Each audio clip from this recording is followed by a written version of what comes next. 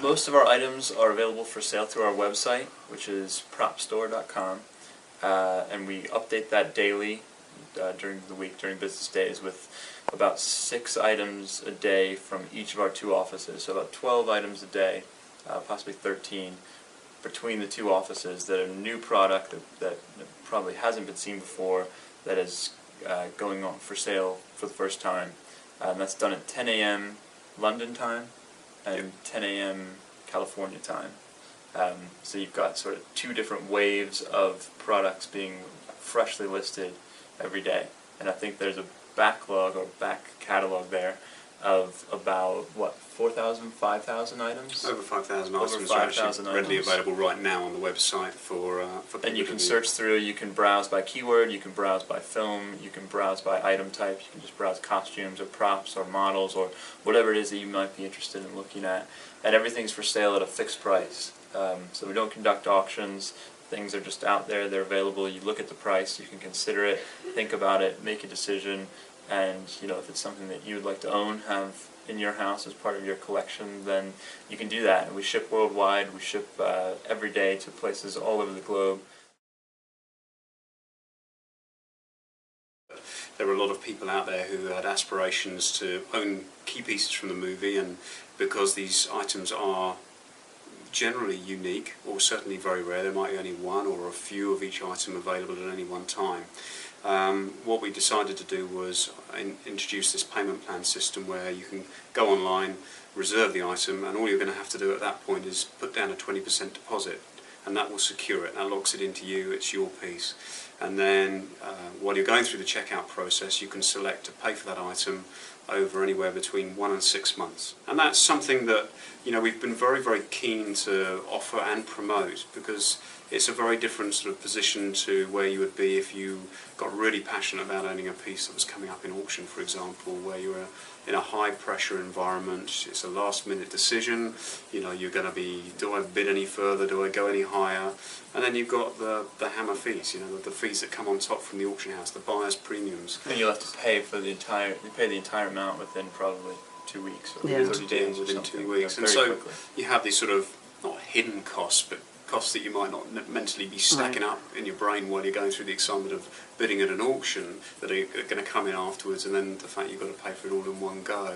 And so that's something that's really helped out passionate film fans acquire pieces that would otherwise be beyond their reach. There's other things here that definitely aren't for sale, like the pulse rifle up there. That's just a classic sci-fi weapon. The Star Wars Cantina band head that I mentioned there.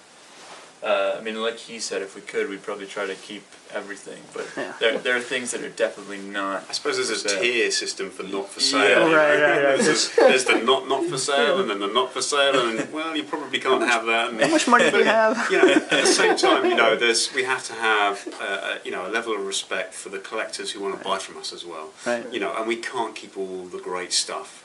And it's important that the guys who are collecting can also acquire the sort of things that resonate with them, that mean as much to them as the things that we keep mean to us. And that's the great thing about the hobby, is that, to a Superman collector, totally disinterested in a Batcow probably. He wants the Superman costume, which means the guy who gets the Superman costume can hang on to that costume and love it. The Batman guy gets the Batcow.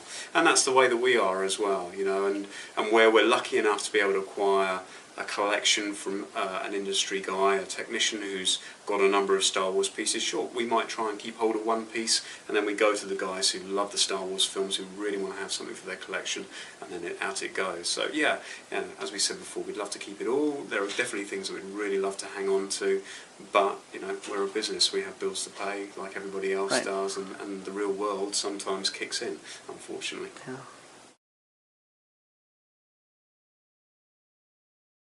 It goes hand in hand really with a lot of what we're doing already with the buying and selling, that we're going to be advising a lot of collectors and assisting a lot of collectors with how to handle this thing. How do we make sure that the way that it's dealt with or managed after it's left us is going to preserve it for as long as possible. And so there are a lot of tips and techniques that we're going to talk through with collectors We're also in a position where we can also advise people on restoration, both on some of the materials for things like some of the horror masks that we talked about earlier, the sort of foam latex materials that will break down over years if it's not kept out of direct sunlight. You know, you don't put it under a fluorescent tube, so you make sure that there's no heat near it and things like that. So we're talking about sort of LED lighting with no UV and things along those lines. But if something has already started to go, then we know the guys to go to who can patch and very sympathetically and very carefully restore and preserve pieces like that. And that also goes for things like garments as well. We know people who can reweave garments that have moth damage and have other sort of wear and tear damage that when it hasn't been looked after over the years. And we go to people who work with some of the best archives in the world, the best museums in the world, and they just, the ability, the attention to detail these guys have is just incredible. And so that's certainly something that we're always keen to get involved with and assist with, where people look for that guidance.